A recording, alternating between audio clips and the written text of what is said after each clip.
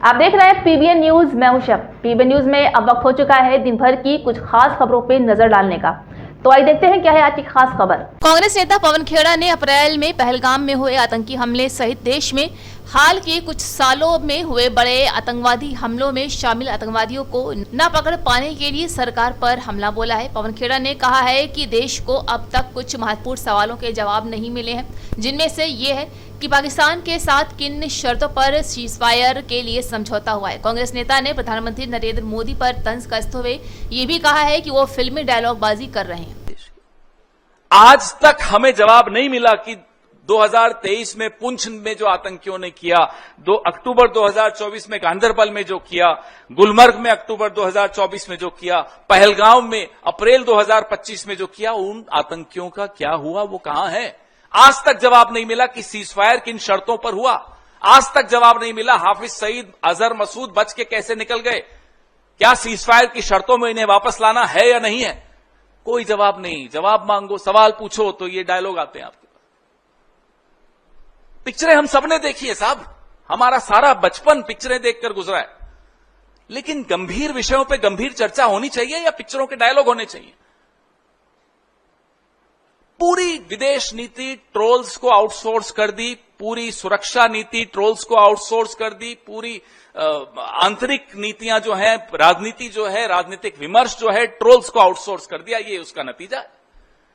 नतीजा मैं आपको बताता हूं क्या हुआ पिछले 10 घंटों में क्या हुआ। विदेश नीति का मैं आपको एक ज्वलंत उदाहरण देता हूं।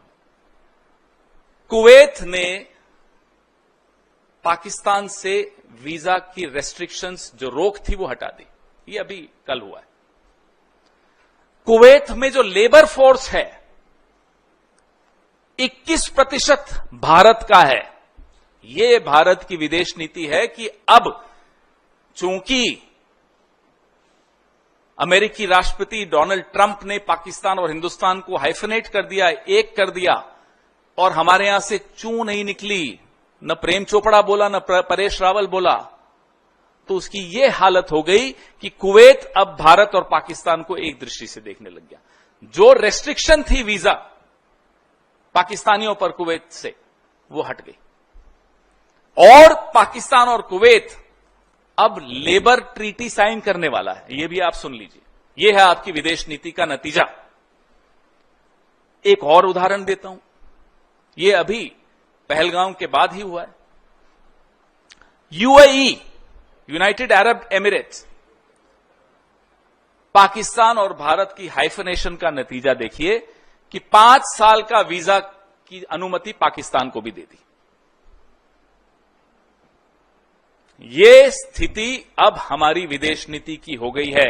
हम रोज कह रहे हैं, पिछले 1 महीने से कह रहे हैं कि साहब, एक नेपाल और भूटान तक नहीं बोला जब भारत पर संकट आया।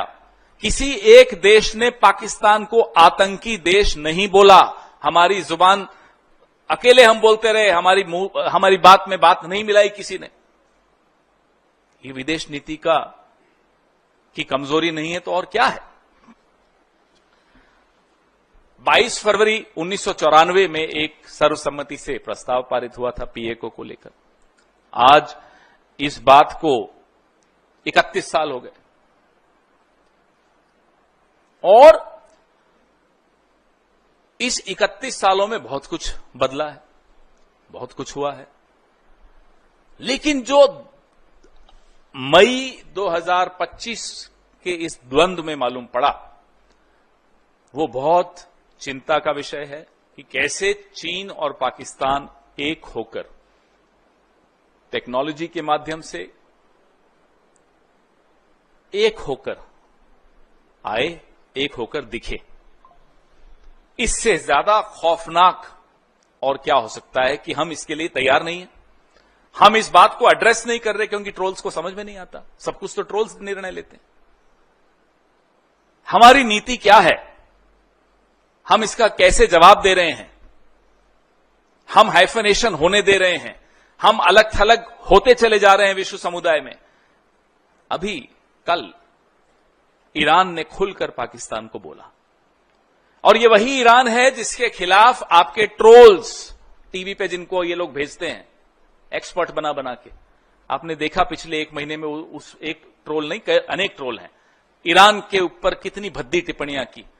ये वही ईरान है जिसमें दशकों की मेहनत सरकारों ने की, कांग्रेस की सरकारों ने की और सरकारों ने की, कि आज भी वो पाकिस्तान को खुलकर उसने चुनौती दी कि आप आतंक को शरण देते।